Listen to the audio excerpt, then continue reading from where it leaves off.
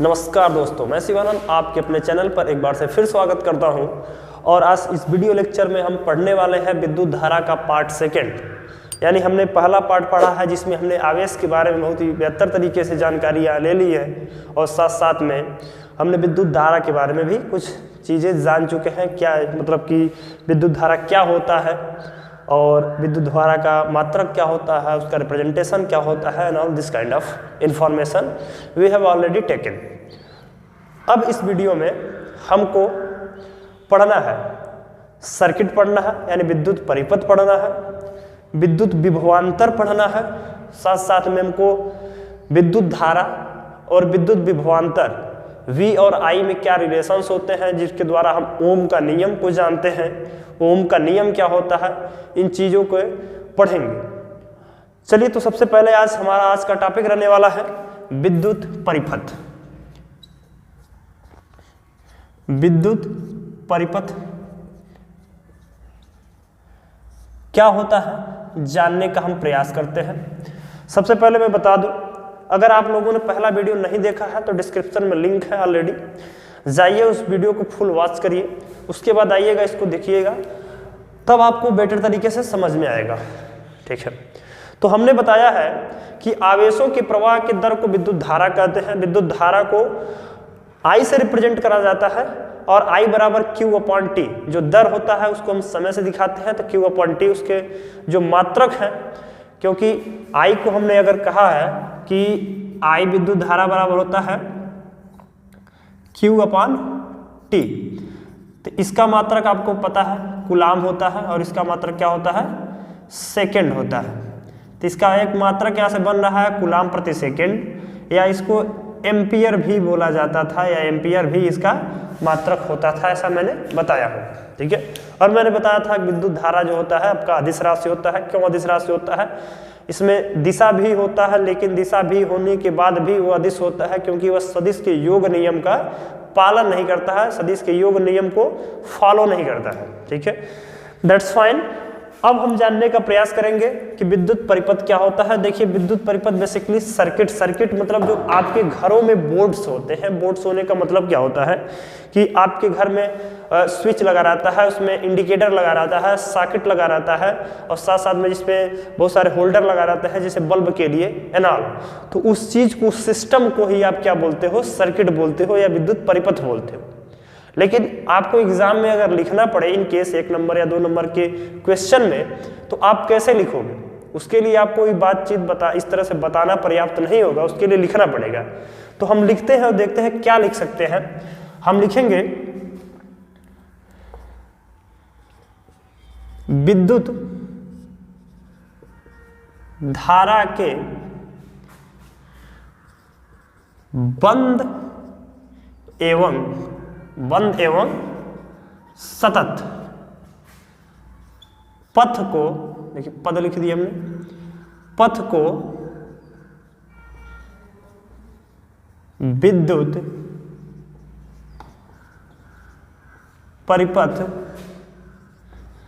कहते हैं। ठीक है, हमने क्या बोला, विद्युत धारा के बंद एवं सतत पथ को विद्युत परिपथ कहते हैं। बंद क्या होता है और सतत क्या होता है, दो चीजें जानिए। सतत का मतलब होता है कंटिन्यू, यानी जो करंट फ्लो कर रहा है उस तार में, उस सर्किट में, आपका वो कंटिन्यू फ्लो करना चाहिए। और बंद का मतलब होना चाहिए कि वो कहीं से बीच में ब्रेक ना हो। जो वायर हो जिसका वो सर्किट बना है, वो सर्किट कहीं से बीच में ब्रेक ना हो, टूटा हुआ ना हो, यानी खुला हुआ ना हो, तो उसे कहेंगे बंद। तो विद्युत धारा के बंद एवं सतत पथ को विद्युत परिपथ कहते हैं। इसको डायग्राम के माध्यम से हम इस प्रकार से दिखा सकते हैं। किस प्रकार से है, देखिए यहाँ पर एक ठो लगा हुआ है रेजिस्टेंस, इसको प्रतिरोध कहा जाता है। अभी प्रतिरोध क्या होता है या बल्ब क्या होता है, या हर एक चीज आपको पता चलेगा। ठीक है, साथ बने रहिए, जुड़े रहिए। यहाँ मैंने एक ठो बल्ब लगा दिया है, उसके बाद मैं यहाँ पर एक लगा दे रहा हूँ कुंजी। ठीक है, और मैं साथ में लगा दे रहा हूँ इधर एक ठो बैटरी। ये बन गया आपका परिपथ। ठीक है, इस परिपथ में इसके अलावा भी बहुत सारी चीज़ें भी ऐड हो सकता है, जैसे कि वोल्ट मीटर, अमीटर, ये सारी चीज़ें भी इसमें मेंशन किया जा सकता है, नो डाउट। ठीक है, तो ए है हमारा रेजिस्टेंस जिसको बोला जाता है प्रतिरोध, ए है बल्ब, ए है स्विच, ए है बैटरी। तो मोस्टली इस प्रकार के सिस्टम को ही क्या बोला जाता है, विद्युत परिपथ बोला जाता है। ठीक है, हमारे पास कुछ वायर्स हैं या कुछ एक सर्किट बना रखा है मैंने, जुगाड़ से कह सकते हैं, उसको हम दिखाते हैं आपको, या सिंपल भाषा में अगर कहें तो कोई भी तार है, लेट्स कंसीडर एक क्या है वायर है, और इसको हमने जोड़ दिया तो इसमें इलेक्ट्रॉन फ्लो करेंगे, यानी आवेश क्या करेंगे, फ्लो करेंगे। तो आवेश जब फ्लो करने लग गए और बीच से कहीं से क्या है, ब्रेक नहीं है, तो इसे भी हम क्या कह सकते हैं कि ये भी एक विद्युत परिपथ है। ठीक है, साथ साथ में मैंने यहाँ पर कुछ सिस्टम जनरेट करा है खुद ही। ठीक है, देसी जुगाड़ कह सकते हैं।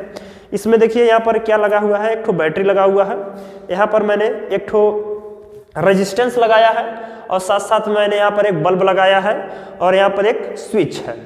तो इन सभी के माध्यम से एक सर्किट में जुड़ा हुआ है। हमने यहाँ पर स्विच को क्या करा, जब ऑन करा तो यह लाइट जल रहा है, शायद आपको दिख रहा होगा कि लाइट क्या है, जल रहा है। तो इस सर्किट के माध्यम से इसको हम देख सकते हैं, ये भी एक क्या है, सर्किट है। यहाँ पर एक बैटरी लगा हुआ है, एक रेजिस्टेंस लगा हुआ है, एक बल्ब लगा हुआ है, एक स्विच लगा हुआ है, यानी एकदम सेम टू सेम यही रेजिस्टेंस है। समझ लीजिए बैटरी इस प्रकार का हो गया, यहाँ पर जो रेजिस्टेंस मैंने यहाँ पुट ऑन किया है यहाँ पर है, यहाँ पर बल्ब लगा है, यहाँ पर क्या है, स्विच लगा।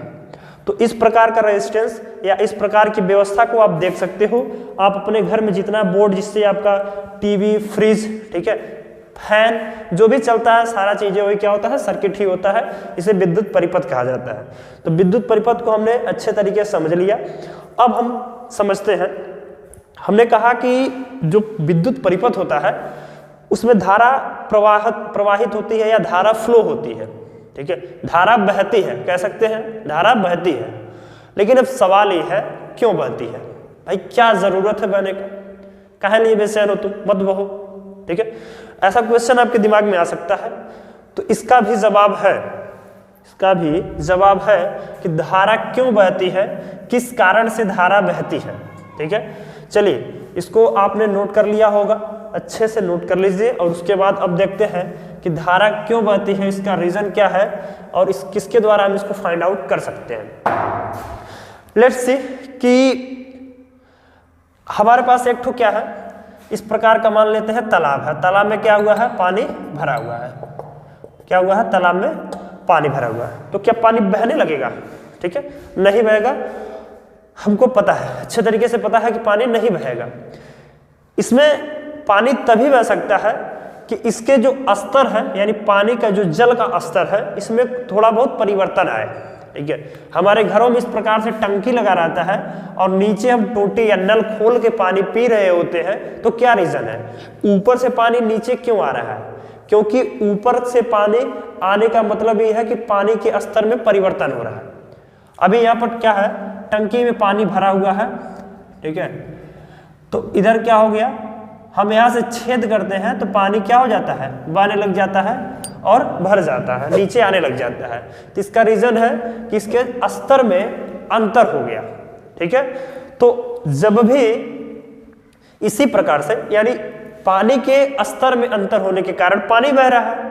ठीक है, तो इसी प्रकार से जब आवेश, जो इलेक्ट्रॉन्स होते हैं, उनके स्तर में, उनके लेवल में जब डिफरेंस आ जाते हैं तो वो भी फ्लो करने लग जाते हैं। और इस प्रोसेस को जानते हैं आप, धारा कहते हैं, इलेक्ट्रिसिटी कहते हैं। ठीक है, तो बना के देखते हैं कुछ सिस्टम, जस्ट लाइक कि हमारे पास क्या है,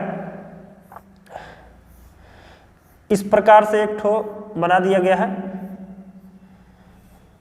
कुछ डायग्राम है हमारे पास।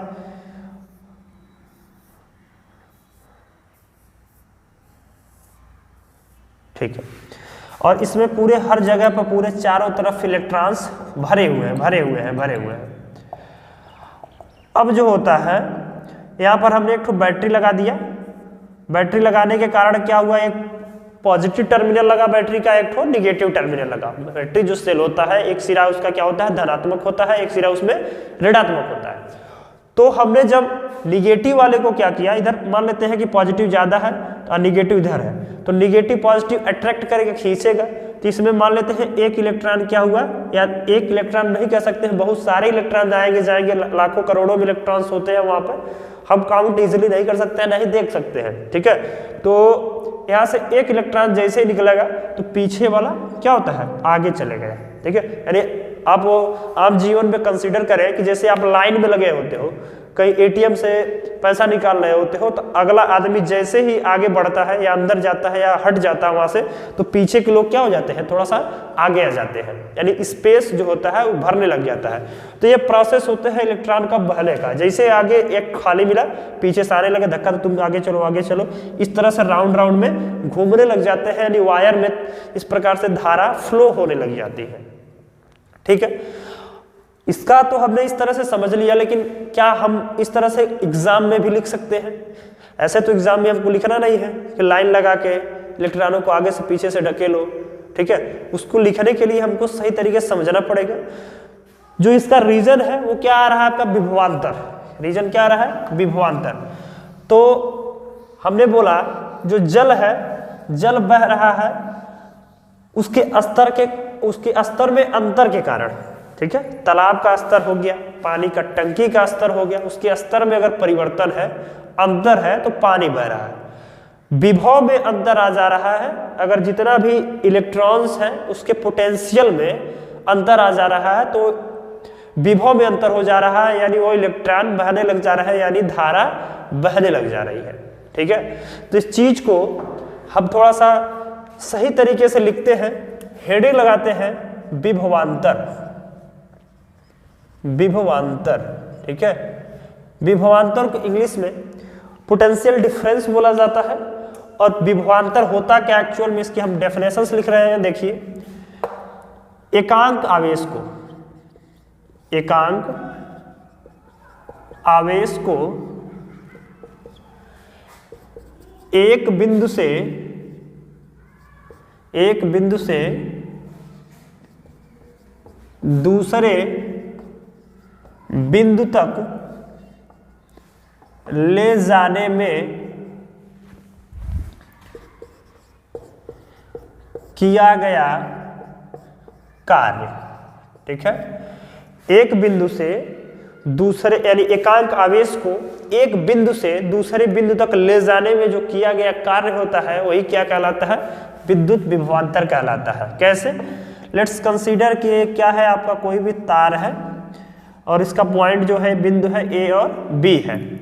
यहां से हम एकांक आवेश को, कितने आवेश की बात कर रहे हैं, एकांक आवेश यानी सिंगल आवेश को, ठीक है ना, सिंगल चार्ज को इस पॉइंट से ले जा रहे हैं। कहाँ ले जाना है, इसको इस पॉइंट पर ले जाना है।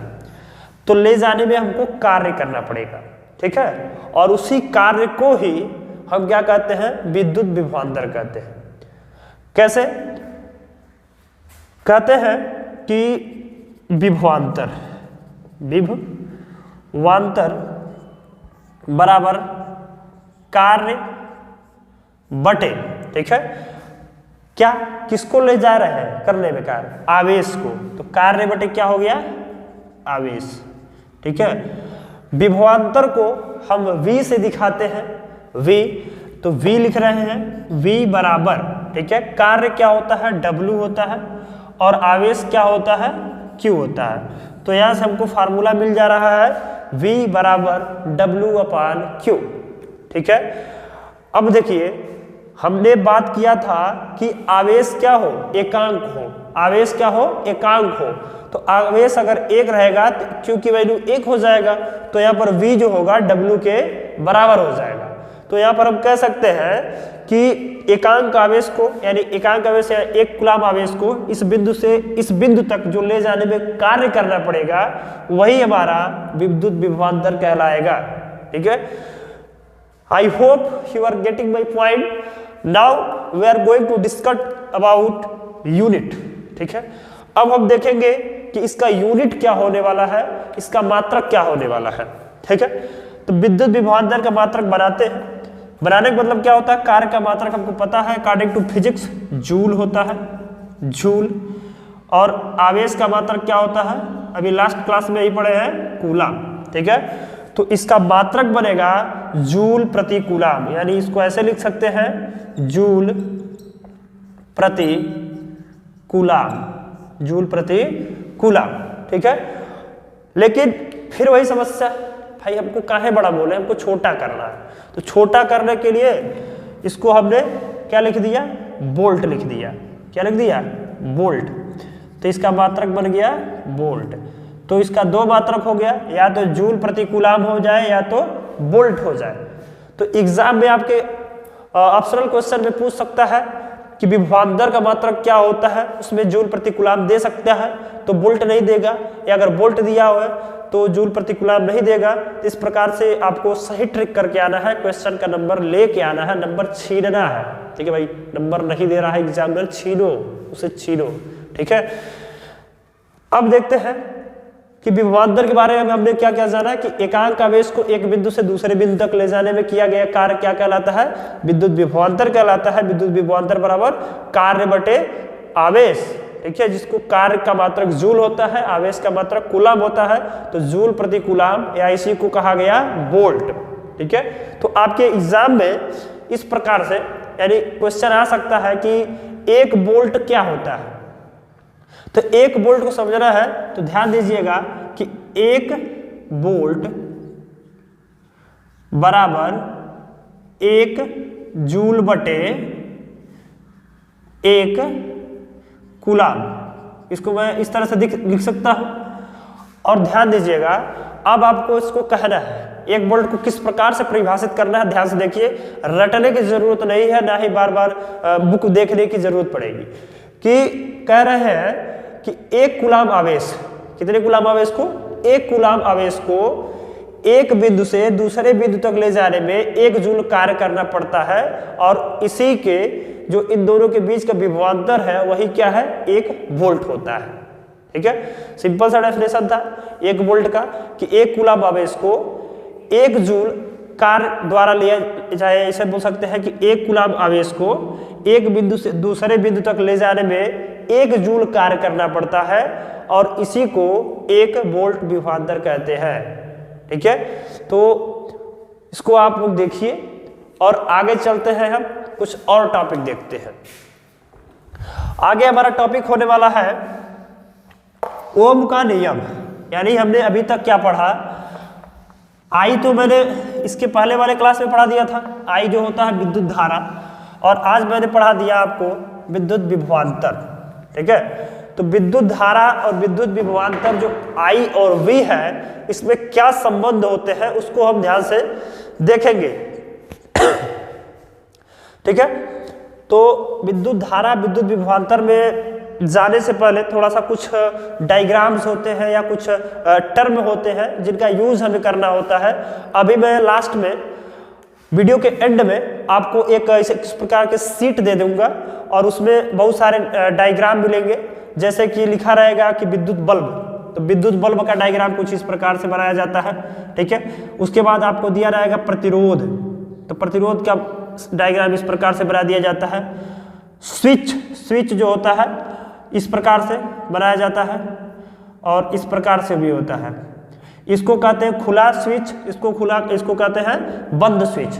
कुंजी हिंदी में भी क्या बोल सकते हैं, कुंजी बोलते हैं। तो ये क्या होता है, ये वाला होता है बंद और ये होता है खुला। तो खुला और बंद से क्या मतलब है, जो स्विच खुला रहेगा उसमें करंट नहीं फ्लो करेगी।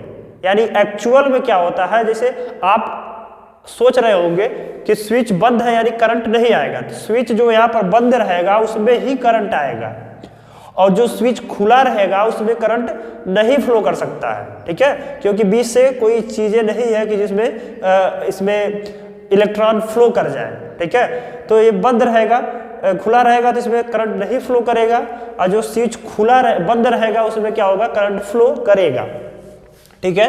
तो ये हो गया स्विच, इसको बोलते हैं बंद, इसको बोलते हैं खुला।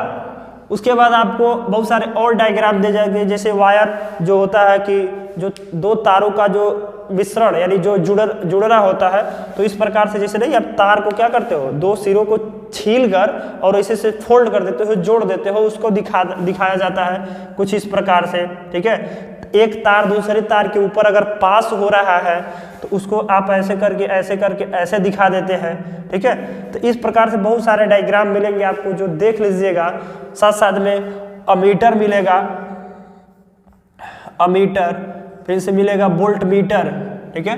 तो ये सारी चीजें जितने भी डायग्राम हैं आपके, अभी मैं स्लाइड में दे दूंगा वीडियो के लास्ट में, वहां पर देख लीजिएगा और इन सब का यूज आपको प्रॉपर तरीके से करना है, ठीक है। तो अमीटर का यूज कहाँ होता है, वोल्टमीटर का यूज कहाँ होता है, धीरे धीरे आपको पता चलेगा। अमीटर एक्चुअल में आपको धारा मापने का काम करता है, वोल्टमीटर जो होता है विभवांतर मापने का काम करता है, यानी पोटेंशियल डिफरेंस से मापा जाता है विभवांतर को, मतलब जो वोल्टमीटर होता है इससे पोटेंशियल डिफरेंस को मापा जाता है। अमीटर से आपको विद्युत धारा को मापा जाता है। रेजिस्टेंस भी हो गया, आपका बल्ब हो गया, ठीक है। या देखिए एक चीज और होता है, बैटरी अगर ऐसे और ऐसे बनाया गया है, इधर पॉजिटिव टर्मिनल है इधर निगेटिव है, इसको बोला जाता है सेल। और जब एक या दो से अधिक मतलब कई सेल एक साथ जोड़ दिए जाते हैं तो उसको हम बैटरी या सेलों का संयोजन कहते हैं। तो एक क्या हो गया आपका, एक सेल, इसको ऐसे करें,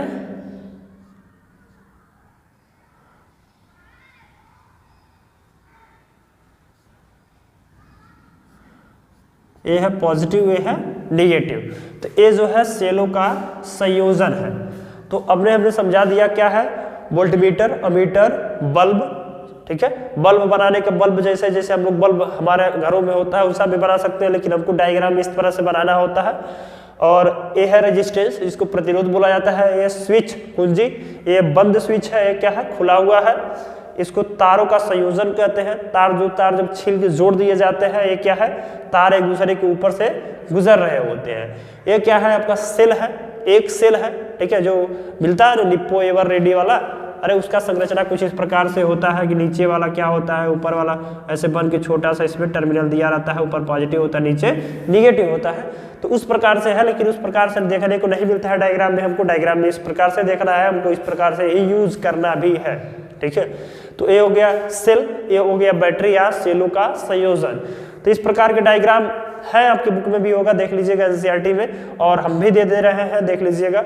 और अब हम चलते हैं, रिलेशन देखते हैं बिटवीन आई एंड वी, ठीक है, कि धारा, विद्युत धारा आई और विभवांतर V के बीच में क्या संबंध होते हैं और उनको हम किस प्रकार से एक्सप्लोर कर सकते हैं, उसको देखते हैं, बड़े ढंग से पढ़ने का प्रयास करते हैं, ठीक है। करते हैं इसको इरेज, पढ़ा करो टाइम से, देख देख के बढ़िया से नोट बनाइए। जब भी यूट्यूब चालू कर रहे हो तो कॉपी पेन हाथ में लेके बैठा करो, ज़्यादा ज्ञानी बनोगे गड़बड़ा जाएगा, ठीक है। अब हमारा अगला हेडिंग होने वाला है ओम का नियम। ओम का नियम, ठीक है। तो ओम का नियम क्या होता है, इस चीज को समझने का प्रयास करिए, ठीक है। जो ओम्स थे, इन्होंने एक बहुत ही बढ़िया रिलेशन बताया है धारा और विभवांतर के बीच में, ठीक है। तो पहले हम उनकी स्टेटमेंट को लिखते हैं, उसके बाद थोड़ा सा उसको और बढ़िया तरीके से एक्सप्लोर करने का प्रयास करा जाएगा। सबसे पहले हम लिखते हैं, किसी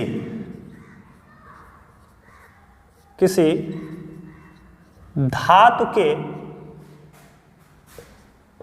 तार में प्रवाहित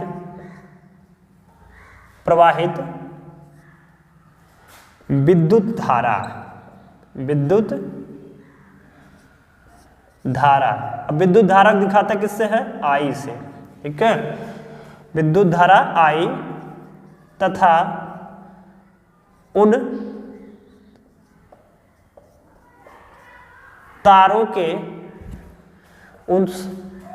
के या उस तार के दो बिंदुओं के बीच, ऐसा लिखिए तार के, तथा उस तार के दोनों बिंदुओं के बीच लगने वाला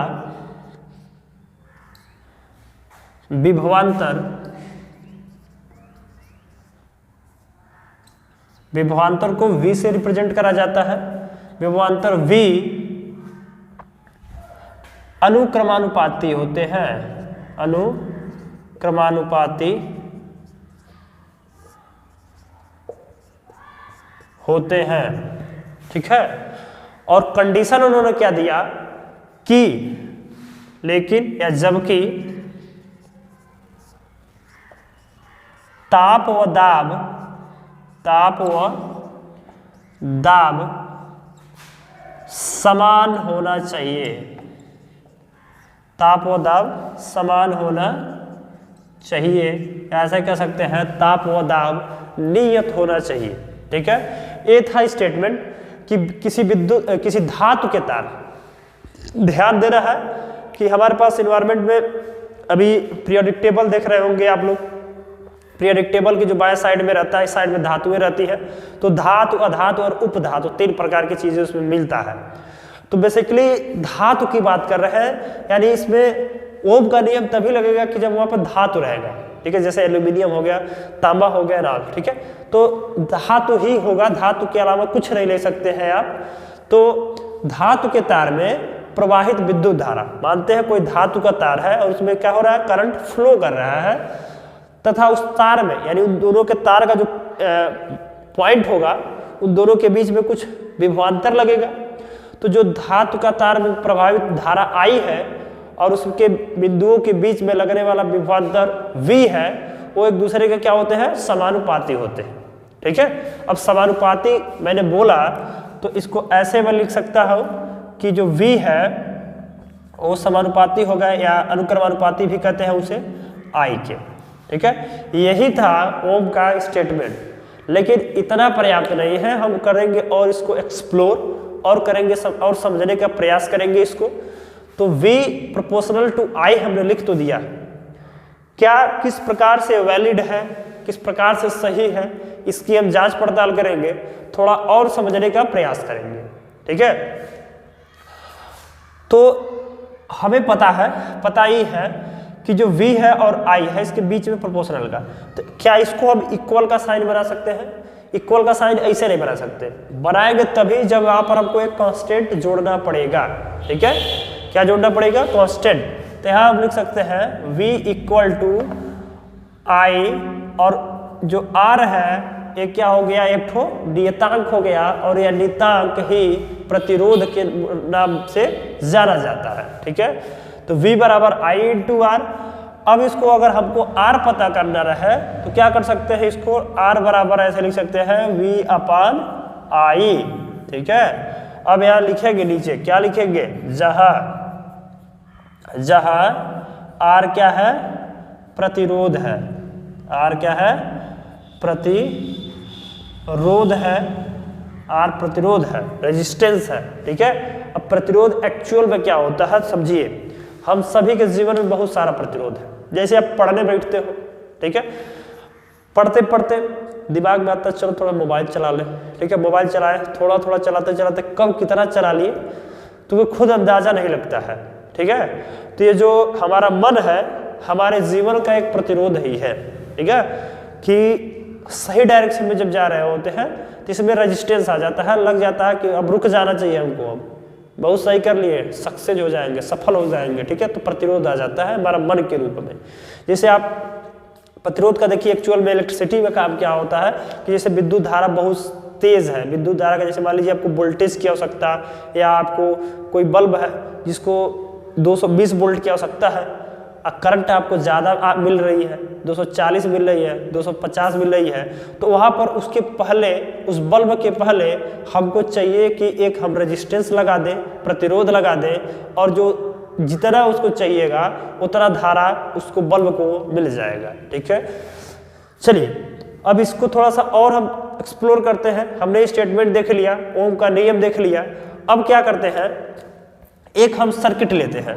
सर्किट इन द सेंस क्या कर रहे हैं कि हाँ, एक चीज और बता दें आपको कि अभी मैंने अमीटर, ठीक है, अमीटर और साथ साथ में वोल्टमीटर का जिक्र किया था।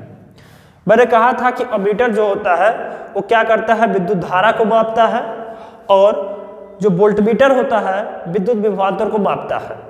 तो इनका प्रयोग कैसे करना है सर्किट में वो भी अब बता दे रहे हैं इसी साथ में, ठीक है, इसी समय। तो देखते हैं, एक सर्किट लेते हैं। सर्किट कुछ इस प्रकार से होगा कि यहाँ पर हम क्या कर रहे हैं, एक ठो रेजिस्टेंस लगा दिए, ठीक है, यहाँ पर हमने एक ठो बल्ब लगा दिया, ठीक है। बल्ब लगाने के बाद हम क्या कर रहे हैं, यहाँ पर एक ठो इधर कर दे रहे हैं एक ठो कुंजी, ठीक है, इधर लगा दे रहे हैं एक ठो कुंजी और की बंद कुंजी है, इधर लगा दे रहे हैं हम एक ठो बैटरी, इधर हो गया बैटरी, इधर धनात्मक इधर ऋणात्मक। अब हमको लगाना है यहाँ पर अमीटर, यहाँ पर लग गया आपका अमीटर। थोड़ा सा डायग्राम टेढ़ा मेढ़ा हो रहा है, समझिए, ठीक है। तो अभी क्या डायग्राम परिपूर्ण है, पहले हम साइन को देखते हैं, चिन्ह को देखते हैं, कैसा चिन्ह किधर होता है। जो हमने कल भी बताया था कि विद्युत धारा जो होता है वो धनात्मक दिशा की ओर चलती है, धनात्मक दिशा इधर इसकी इधर है, तो इस साइड में क्या होगी, करंट फ्लो करेगी, ठीक है। इसकी क्या है, ये दिशा है, ये धनात्मक दिशा है। जो अमीटर लगाया जाता है उसको हमेशा ही श्रेणी क्रम में लगाया जाता है, और जो वोल्टमीटर होता है उसको समांतर क्रम में लगाया जाता है। अब समांतर क्रम क्या होता है, श्रेणी क्रम क्या होता है, अभी तो हम बहुत अच्छा से एक्सप्लोर नहीं कर रहे हैं, लेकिन इतना बता दे रहे हैं कि जो सीधा सीधा, जैसे एक बल्ब यहाँ जोड़ रहे हो, कुछ यहाँ भी जोड़ दो, कुछ यहाँ जोड़ दो, कुछ यहाँ जोड़ दो, तो इस क्रम को आप श्रेणी क्रम बोलते हैं। अगर ऊपर नीचे जोड़ रहे हो, इधर कहीं ले आके जोड़ दिए, फिर ये सर्किट ऐसा बना कि कुछ यहाँ पर सर्किट डायग्राम बना दिए, कुछ रेजिस्टेंस यहाँ लगा दिए, तो कुछ इस प्रकार से सर्किट जब दिखने को मिलेगा तो उसको कहा जाएगा कि वो क्या है, समांतर क्रम है। तो हमने देखिए, ध्यान दीजिएगा कि इन सभी चीजों को मैंने श्रेणी क्रम में ही जोड़ा है अभी, ठीक है। तो हमने अमीटर को क्या किया है, श्रेणी क्रम में जोड़ दिया है। अब इसका भी पॉजिटिव टर्म एक ठो निगेटिव टर्म, मान लीजिए अमीटर अगर ऐसा है कुछ इस प्रकार से, तो कुछ एक पॉजिटिव एक निगेटिव टर्म होगा इसका। तो क्या किया जाता है, बैटरी का जिधर धनात्मक होता है अमीटर के धनात्मक को उसी में जोड़ दिया जाता है, ठीक है ना, यानी सेम साइन वाला।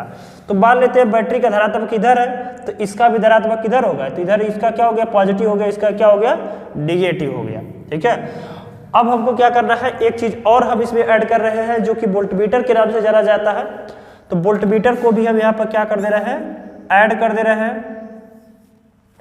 ये हो गया वोल्टमीटर, ठीक है, यहाँ से V से ये दिखाएगा कि धारा में, यानी इस परिपथ में कितना विभवांतर है, बैटरी कितने विभवांतर का है, और इसमें धारा प्रभावित होगी, तो धारा अमीटर की सहायता से मापा जा सकता है, ठीक है। अब जो है बात आती है कि धारा और विभवांतर एक दूसरे के क्या समानुपाती है। समानुपाती का मतलब हमने कह दिया कि जब भी धारा का या विभवांतर का मान बढ़ेगा तो धारा का मान भी बढ़ेगा। अगर विभवांतर का मान घट रहा है तो धारा का मान भी क्या होगा, डिक्रीज होगा। समझ रहे हो बात को। तो धारा बढ़ा, विभवांतर भी बढ़ा, विभवांतर बढ़ा, धारा भी बढ़ा, यानी दूसरे का एक दूसरे के अगर ज्यादा होगा, ज्यादा होंगे दोनों, एक ठो कम होगा दूसरा भी कम होगा, ठीक है। इस बात की सत्यापित कर लेते हैं। और R जो होता है V/I के बराबर होता है। देखिए नियतांक, जो R नियतांक हमने लिखा है, नियतांक का मतलब होता है कि वो उसका वैल्यू जो होता है फिक्स रहे, कांस्टेंट रहे, यानी उसकी वैल्यू जो है कभी चेंज ना हो।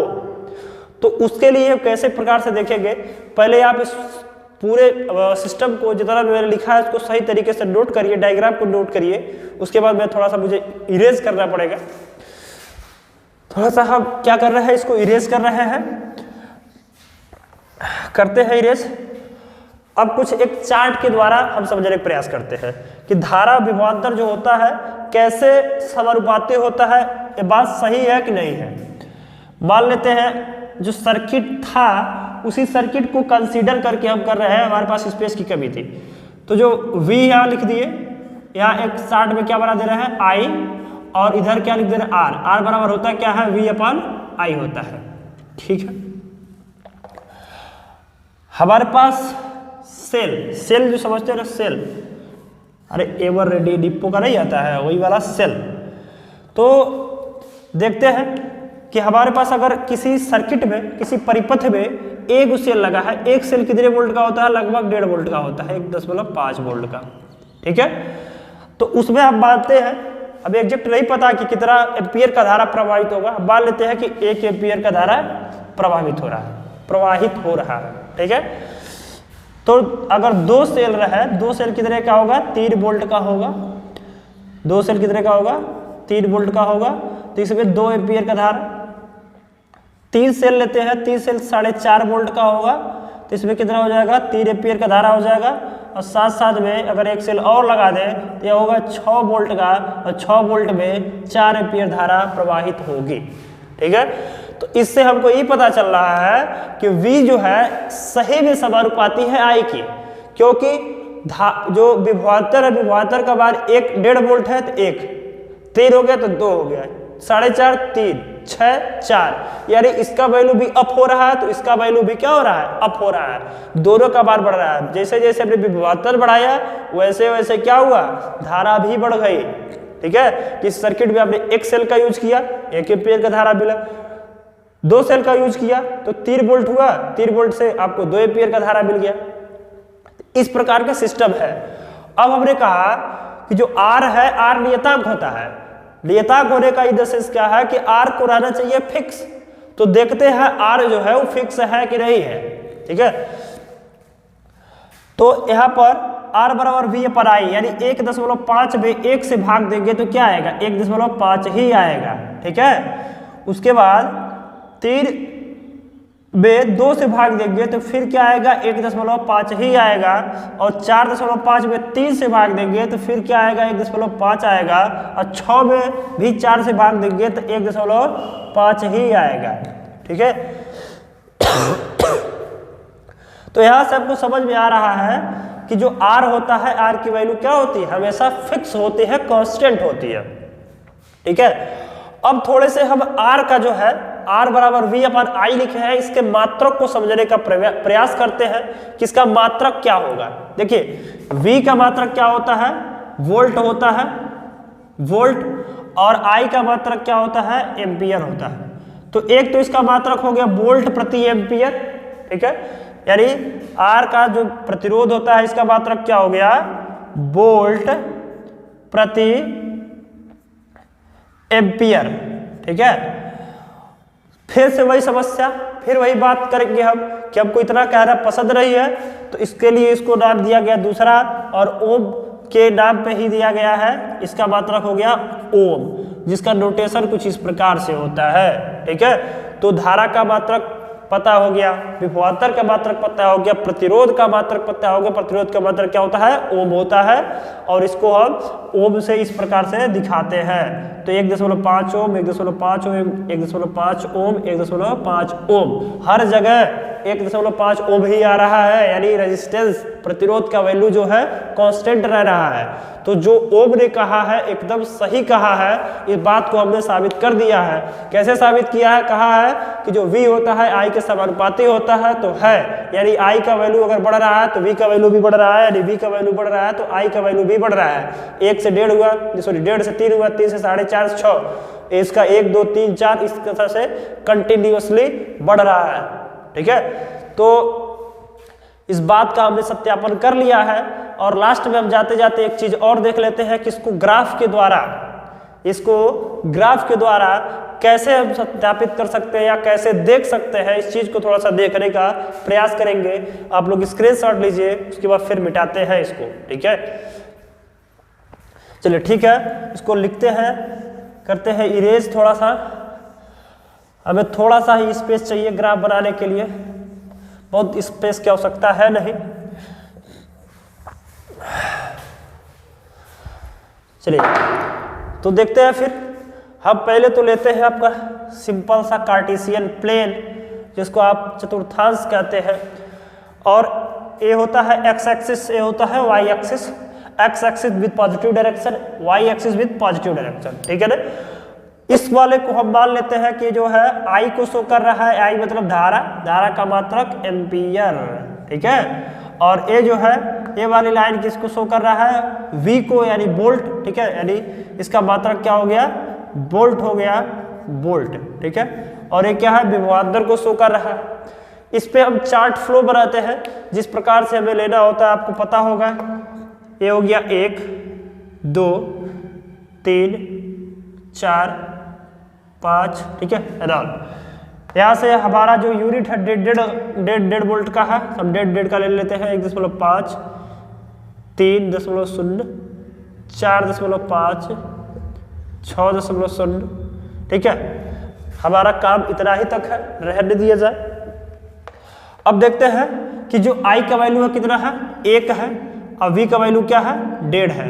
तो यहाँ से मिला हमको पॉइंट, यहाँ मिल गया, क्योंकि इस प्रकार से ग्राफ को क्या किया जाता है, प्लॉट किया जाता है।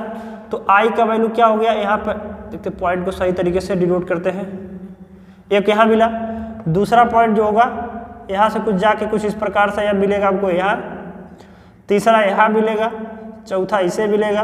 तो इस प्रकार से ग्राफ को हमको प्लॉट कर सकते हैं, ठीक है। तो इस प्रकार से हम ग्राफ को क्या कर सकते हैं, प्लॉट कर सकते हैं। देखिए सही बात ये है कि कभी भी अगर 1.5 वोल्ट का सेल है और इसमें 1 एम्पीयर की धारा प्रवाहित हो रही है, तो फिर अगर उसमें अलग से सेल जोड़ेंगे तो एग्जैक्ट पूरा सही मामले में 3 वोल्ट नहीं देगा वो, ठीक है। उसमें कुछ न कुछ त्रुटियां आएगी। अभी हमने बोला ना कि जबकि ताप व दाब समान होना चाहिए, तो टेम्परेचर थोड़ा बहुत ऊपर नीचे होता है, जिसके कारण उसमें कुछ न कुछ त्रुटियां आएंगे। जैसे 2.9 हो जाएगी इसकी वैल्यू, इसका वैल्यू 4.5 न होकर उससे थोड़ा बहुत क्या हो जाएगी, डिफ्लेक्शन आ जाएंगे, परिवर्तन आ जाएंगे उसमें, जिसके कारण से हमारा लाइन भी क्या होगा, पूरी तरह से सीधे इसका ग्राफ नहीं जा सकता है, ठीक है। तो ये है ग्राफ, ओम का नियम हमने बहुत अच्छे तरीके से समझा है। अब हम जो नेक्स्ट टॉपिक होगा प्रतिरोधकता को लेकर होगा, रेजिस्टिविटी को लेकर होगा, और उसको जो जोड़ने का क्रम होता है समांतर क्रम, श्रेणी क्रम, ठीक है। तो इस प्रकार के वस्तुओं को बढ़िया तरीके से एक्सप्लोर करके पढ़ा जाएगा। तो मिलते हैं नेक्स्ट क्लास में एक नेक्स्ट टॉपिक के साथ में, ठीक है। आज के लिए धन्यवाद। चैनल को ज़्यादा से ज़्यादा शेयर करें, वीडियो को ज़्यादा से ज़्यादा शेयर करें, चैनल को भी सब्सक्राइब करें, ठीक है।